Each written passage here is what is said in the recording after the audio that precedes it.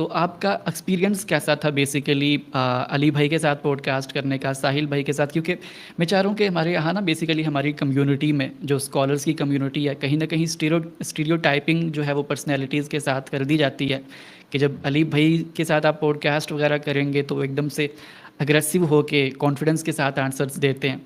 तो इसी तरीके से जब साहिल भाई के साथ करेंगे तो वहाँ पे बहुत से लोग शिकायत करते हैं कि हमें सवाल करने का मौका नहीं देते। और जो मुफ्तियाने किराम के साथ आपने पॉडकास्ट किए हैं, यासिर साहब के साथ, हनीफ कुरैशी साहब के साथ भी गालिबन किया आपने, तो हम्म। इनके हवाले से हमारे सब कॉन्टिनेंट में ये तासुर दिया जाता है कि जब कभी भी आप किसी आलिम से सवाल करते हैं तो वो आपको रेडिक्यूल करता है, सवाल करने पर पुट डाउन करता है और आपकी तहकीर करता है। तो मैं आपका आपने चूँकि बराह रास्त इन तमाम की तमाम पर्सनैलिटीज़ के साथ इंटरव्यूज़ किए हैं, तो आपका एक्सपीरियंस इन सब लोगों के साथ कैसा रहा? अच्छा अबरार, इसमें सबसे पहली चीज़ ये है कि पहले तो मैं एक डिस्क्लेमर दे दूं। मैं ये समझता हूं कि अभी जितने भी लोगों के साथ मेरा इंटरेक्शन अभी तक हुआ है, गामदी साहब से लेके आखिरी, आई थिंक मुफ्ती हनीफ कुरैशी साहब के साथ आखिरी हुआ, उसके अंदर जिस तमाम जितने आपने नाम लिए सब आ जाते हैं। मैं ये समझता हूं कि ये सब सब लोग निहायती ऑनेस्ट, निहायती मुखलिस दीन के साथ और मुसलमानों के साथ। तो ये मैं पहले ही पुट आउट कर दूं, चाहे वो आजदी साहब हों, साहिल अदीम साहब हों, इंजीनियर साहब हों, मुफ्ती हनीफ कुरैशी साहब हों, कोई भी हो, कैसर अहमद राजा साहब हों, कामदी साहब हों, ठीक है।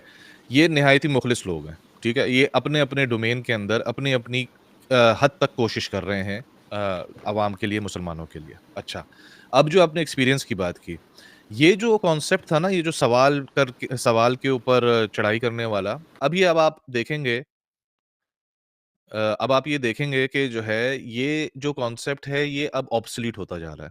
अब आपको इसके आखिरी आखिरी समझ लें कि जो रेमिनेंट्स कहते हैं ना, वो रह गए हैं कि आपको कभी इक्का-दुक्का अब इस तरह के इवेंट्स नज़र आएँगे जहाँ पे कोई मौलवी साहब जो है वो रिडिक्यूल कर रहे होंगे किसी को सवाल करने पे। बिकॉज़ अब इस पूरे लैंडस्केप को ये बात समझ आ गई है कि भाई सवालात के जवाब दिए बगैर गुज़ारा नहीं है, ठीक है? बिल्कुल। तो अब मैं ये समझता हूँ ये बात थोड़ी-सी ऑब्सोलीट हो चुकी है। हाँ, हमारे ज़माने में जब हम बच्चे थे या टीनेज में थे, हाँ, उस वक़्त बिल्कुल ऐसे ही था, ठीक है? कि समझ लें 90s में भी और 2000s में भी ऐसे ही था। लेकिन अब पिछले समझ लें 10-12 साल से ये ऑब्सोलीट हो गया है। अब जो मेरा एक्सपीरियंस समझ लें कि आप गामदी साहब के साथ मैंने ये अपने व्लॉग में भी मेंशन किया था। मुझे नहीं पता कैसे, भाई कहता हूँ मैं, अल्लाह ताला ही कराते हैं। गामदी साहब जैसे कद का आदमी, उन्होंने मुझे अपने घर बुला के ढाई 3 घंटे मेरे साथ वन ऑन वन गपशप की जब मैं गया था उधर। पता नहीं कैसे, मतलब मैं नहीं समझता कि मेरी वो औकात थी कि मैं उनके सामने इस तरह से बैठता हूँ। उन्होंने बड़े खुल के मुझसे, मतलब वन ऑन वन, कोई ये नहीं कि लोग जमा थे। मैं था, गांधी साहब थे और हसन इलियास साहब थोड़ी देर बाद उन्होंने जॉइन किया था, वो बैठे। और उन्होंने बहुत ही यानी कि खुल के मुझसे यानी कि बातचीत की। मेरे पास सवालात थे उनसे, गांधी साहब से, और वो बड़ा बहुत ही ओपनली, और जहाँ पे समझ लें कि एक आध जगह पे मैंने शायद पहले भी मेंशन की है बात, कि जहाँ पे मेरा ये आ गया आर्गुमेंट के नहीं, गांधी साहब की बात नहीं समझ आ रही मुझे, मैं कन्विंस नहीं हो रहा आपकी बात से। तो उन्होंने कहा कि अच्छी बात है, कहता है आप अभी जवान हैं, आप रिसर्च करें, हो सकता है कि आप ठीक हो सकता है मैं ठीक हूँ। ठीक है, ये हो गए गांधी साहब। अच्छा, अब आप आ जाएँ जैसे इंजीनियर साहब के साथ, ठीक है? अब इंजीनियर साहब के ज़ाहिर है कि मैं ऑनेस्टली एक बात बताऊँगा कि मैं बड़ा इंटिमिडेटेड था पॉडकास्ट से पहले, ठीक है? क्योंकि इंजीनियर साहब ज़ाहिर है कि उनकी ज़बान इतनी ज़्यादा वो है, यानी कि फ्लुएंट हैं वो, उनको ज़रा रोकना, उनको ज़रा मुश्किल काम है पकड़ना इंजीनियर साहब को, मुझे ऐसा लगता था, ठीक है? लेकिन भाई द स्वीटेस्ट मैन जो कि मैं शायद मिला, और मैं जिस तरह मैं बता रहा हूँ ना, मैं वाजदी साहब से मिला, इतना बेहतरीन आदमी, आप सोच नहीं सकते कि इंजीनियर साहब, साहिल अदीम साहब। तो कहने का मकसद है कि जब मैं इंजीनियर साहब के साथ पहली पॉडकास्ट हुई, फिर दूसरी पॉडकास्ट हुई। अब समझिए जो दूसरी पॉडकास्ट थी, ये अब आपने देखा इंजीनियर साहब के पास लाइन लगी हुई है पॉडकास्ट की, ठीक है? लेकिन अब आप ये देखें कि फेयरनेस, अब ये मैं आपको थोड़ा-सा ज़रा-सा इनसाइड स्कूप्स दे रहा हूँ मैं इसके, कि जो पहली पॉडकास्ट हो गई तो उसमें मुझे वो सवालात करने का मौका नहीं मिला, जो मैंने वाजदी साहब से किए थे या साहिल अदीम साहब से किए थे या दूसरे इंजीनियर साहब का नाम लेके। तो मैंने इंजीनियर साहब को एक मैसेज पहुँचवाया कि इंजीनियर साहब, ये पहली वाली जो पॉडकास्ट हुई है, इसके अंदर जो है वो मुझे ऐसा फ़ील होता है कि या मेरे कुछ सवालात हैं जो रह गए हैं, तो आप मुझे टाइम दोबारा दीजिएगा। ठीक है? मैंने रिक्वेस्ट डाली है। तो मैंने जिस तरह कहा ना, उनके पास 150-200 बंदा लाइन में लगा हुआ है, लेकिन उनको पता था कि हाँ यार, इस वक़्त जो करंट इश्यू था, जो पहली पॉडकास्ट में था, उस वक़्त इमरान रियाज़ खान वाला इश्यू चल रहा था, आफ्ताब इकबाल वाला। तो उसमें इतना टाइम ज़ाया इस मतलब इतना टाइम लग गया उसके अंदर कि मैं बाकी सवालात नहीं कर सका। तो उन्होंने उस बात को फ़ेयर फ़ेयर उन्होंने लिया, उन्होंने कहा, "हाँ, नहीं, आपकी बात सही है।" तो उन्होंने फिर दोबारा टाइम दिया मुझे उसके लिए। तो अब आप ये देखें ना, फ़ेयरनेस की मैं बात कर। अच्छा, फिर उसके बाद अब जो साहिल अदीम साहब हैं, उनका हाँ, ये एक जेन्युइन मसला है कि वो बात नहीं करने देते वो, ठीक है? वो बीच में जो है वो इतना मतलब आपने मेरी पॉडकास्ट में भी देखा होगा और मैंने उसको जानबूझ के उस पार्ट को काटा नहीं कि भाई मैं सवाल करने की कोशिश कर रहा हूँ, लेकिन वो कहता है, पूछ लेना, पूछ लेना, पूछ लेना" और फिर वो शुरू हो जाते हैं उसके बाद ना, उसके बाद कंटिन्यू करते हैं अपनी बात को। He is just too passionate, ठीक है? जिस तरह मैंने कहा कि वो अब इस चीज़ को लेके इतना पैशनेट है और मैं समझता हूँ कि बिल्कुल सही पैशनेट है वो। इस वक़्त जो सबकॉन्टिनेंट और ख़ास तौर पे पाकिस्तान, इधर मैं एक बात कहूँगा जिसको ख़ैर मैं बोल दूँगा, अभी मैं पॉडकास्ट में होस्ट नहीं हूँ, तो मेरा खुल के बात करूँगा।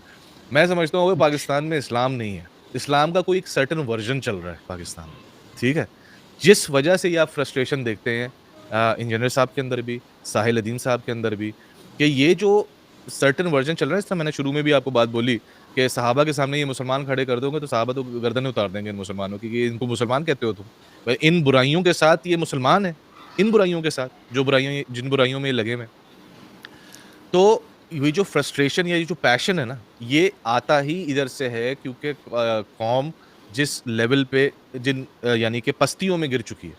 तो ये मैं ये समझता हूँ इस वजह से और फिर इस वजह से वो जो एटीट्यूड है वो कैसर अहमद राजा साहब का भी आता है, उनकी फ्रस्ट्रेशन भी आपके सामने। तो ये जो सारे लोगों की जो फ्रस्ट्रेशंस जिस लेवल पे हैं, वो इस वजह से हैं कि काम बहुत खराब हुआ हुआ है। मसला ये है। लेकिन मेरे ख़्याल से यहाँ पर एक पॉइंट हमें थोड़ा और डिस्कस करना चाहिए, जो आपने फ्रस्ट्रेशन का बताया कि चूँकि पाकिस्तान के मुस्लिम्स हैं ही ऐसे, उनके किरदार रवैये जिसकी वजह से हमारे स्कॉलर्स फ्रस्ट्रेटेड होते हैं। तो आपको नहीं लगता कि एक रिलीजियस स्कॉलर को हमेशा एक अ, उस वो इतना इमोशनली इंटेलिजेंट होना चाहिए कि वो लोगों के रवैयों की वजह से फ्रस्ट्रेटेड ना हो, सबको एक धीमे लहजे के अंदर, जैसे गांधी साहब के चेहरे पर तो आज तक हमने कभी फ्रस्ट्रेशन देखी नहीं है। हुँ। तो ये जो यंग स्कॉलर्स हैं हमारे, जिनको हम एडमायर करते हैं, तो इन्हें भी थोड़ा इमोशनली मैच्योर होकर हमें उस तरह से मतलब चलाना चाहिए कि हम कम से कम उनकी फ्रस्ट्रेशन को देख के हम खुद फ्रस्ट्रेटेड ना हो जाएं। 100% एग्री करता हूँ मैं और ये इनके अंदर क कमियाँ हैं।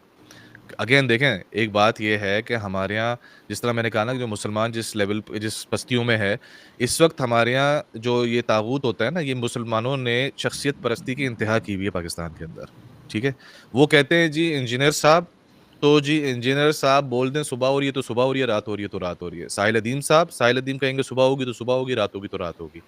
ये सबसे बड़ी बुराई है। आपने जो बात की बिल्कुल 100% मैं एग्री करता हूँ।